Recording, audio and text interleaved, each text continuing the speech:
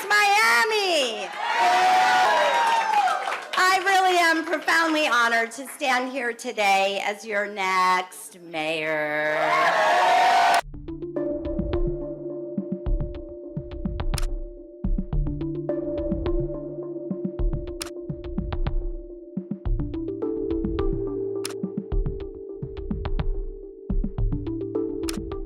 Miami just made political history.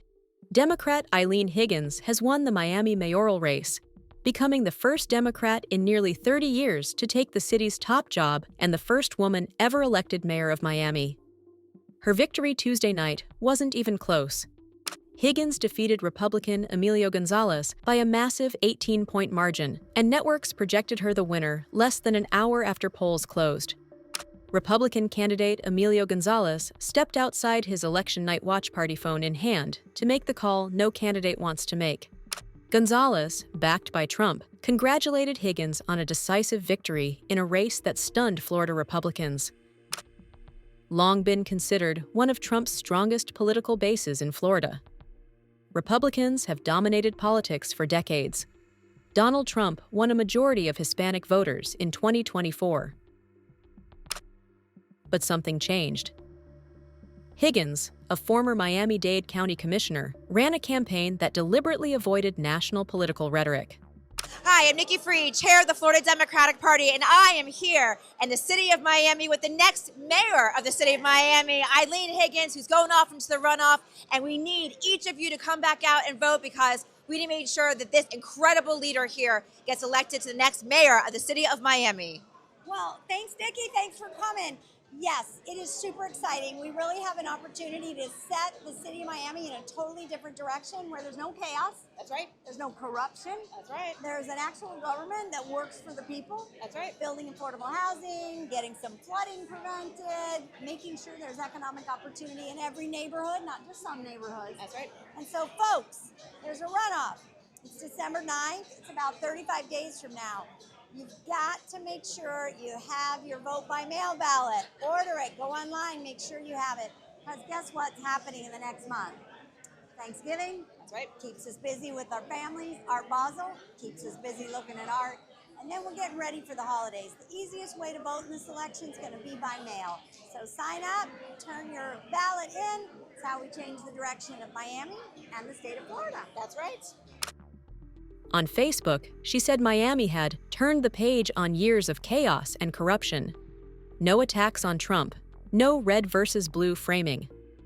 All right, I'm here with Eileen Higgins, my very old friend, here running for mayor. I'm not that old. You're not that old, but our friendship Goes is back older a than a bit. lot of them. Yeah. She is running for City of Miami mayor. Early voting is open. It started Friday, it ends Sunday, and election day is Tuesday.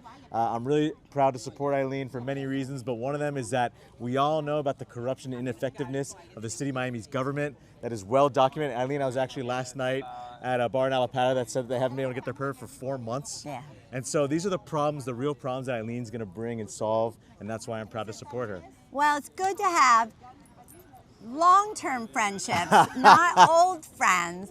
And when you're surrounded in your life by people who really share your values, which is about putting people and neighborhoods and our environment first, it's great to be out here. And we're serious though. We're in the park now, but we're going to be knocking on doors all day long to make sure people know they can early vote today, Saturday, tomorrow, Sunday. And then of course, lots of folks love getting out on election day, and that's Tuesday. So make a plan to vote. The future of the city is in your hands. Don't wait though. Do it today. Yeah. The moment Trump endorsed Gonzalez on November 17th, the race transformed overnight. National Democrats piled in. The DNC got involved. Miami-Dade's current mayor, Daniela Levine Cava, also a non-Hispanic Democrat, has already won twice in a county Trump carried in 2024. Last month, November 4th, delivered a blunt warning to Donald Trump. From Virginia to New Jersey to New York City, voters sent a clear message, and it wasn't in his favor. We will confront the affordability crisis with the urgency Miami's families need. And above all, we will lead a city that belongs to everyone.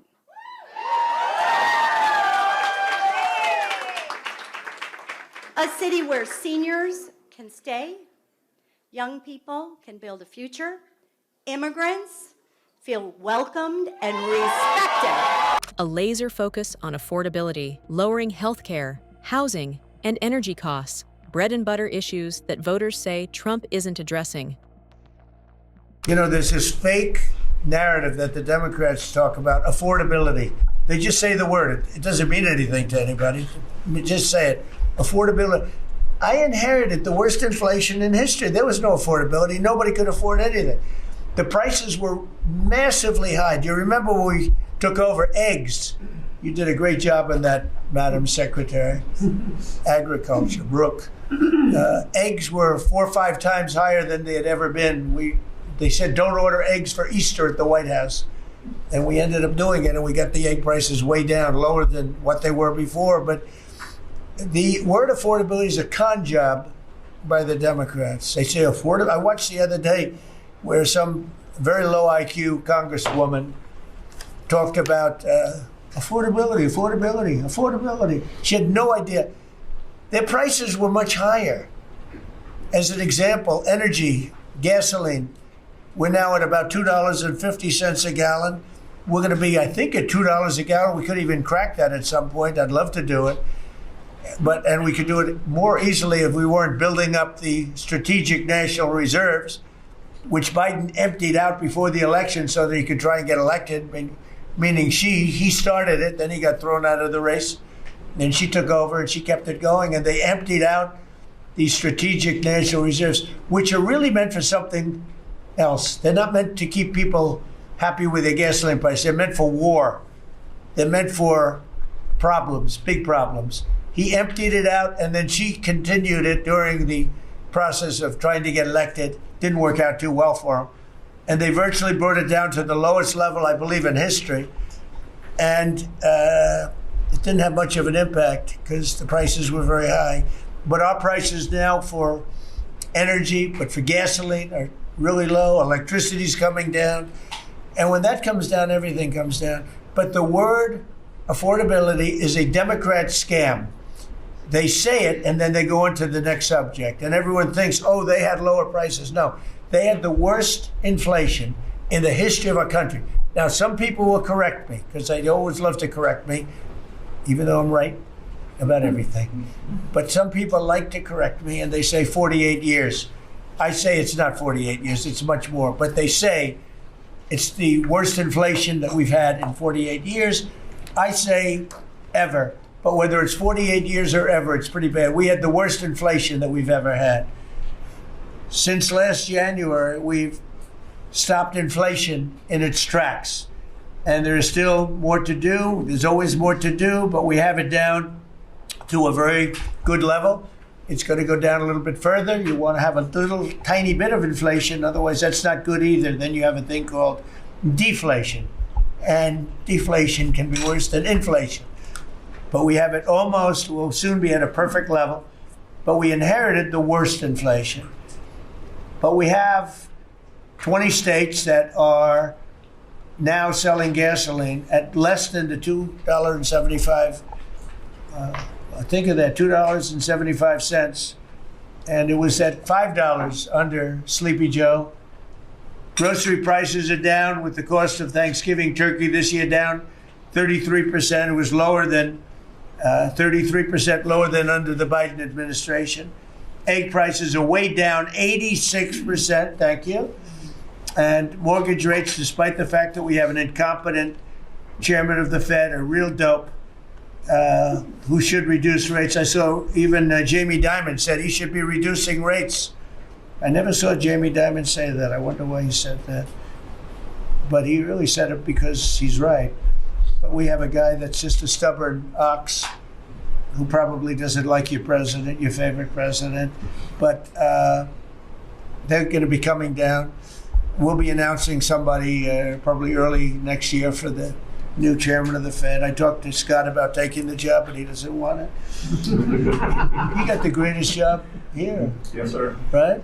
He said, "No, I want to stay chairman. I want to stay right where we are, Treasury." And I think we're doing really great, aren't we? Huh? We're doing great, sir. It's a great team to be part of. Yeah, no, it's amazing. Under my executive order to lower prescription drug prices, which I think is the single biggest thing we've ever done that nobody writes about because you're fake news. I've made unprecedented deals along with Bobby and Oz and all of the people that work on it. A lot of people that you wouldn't even think work on it, but they do, to slash drug prices by 200%, 300%, 400%, 500%, 600%, 700%, 800%.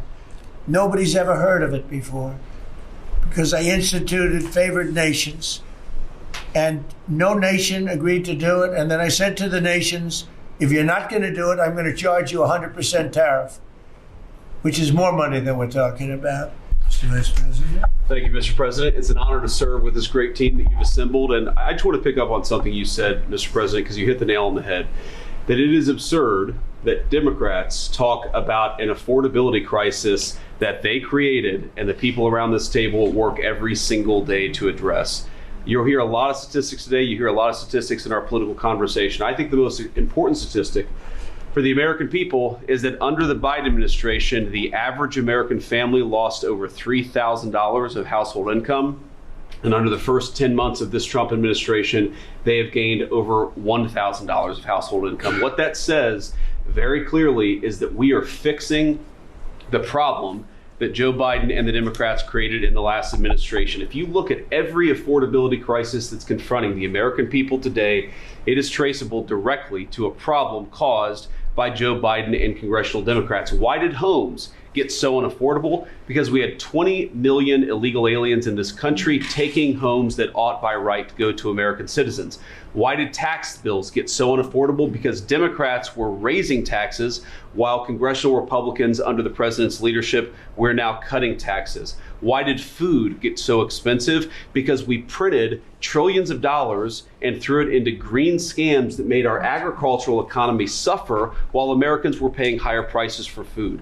On every single one of those issues, Mr. President, I think we've made incredible progress, but it would be preposterous to fix every problem caused over the last 4 years in just 10 months. I think that we've done incredibly good, but what I see over the next year, and you heard Brooke talk about joy and gratitude. What I really think this season represents for me, and I think for the entire administration, is that we have now done incredible work to fix what Joe Biden broke. And I think that next year in American growth and American prosperity could be the best year that we've had in the United States of America. It's going to happen because we're all working hard. It's going to happen because we have the greatest country in the world. But I think for congressional Democrats in particular, if they want to talk about affordability, they ought to look in the mirror. We are fixing what they're broken. We're proud to do it. It's the job that we were elected to do. But I think 2026 is going to be the year where this economy really takes off. Thank you very much. Thank you, sir.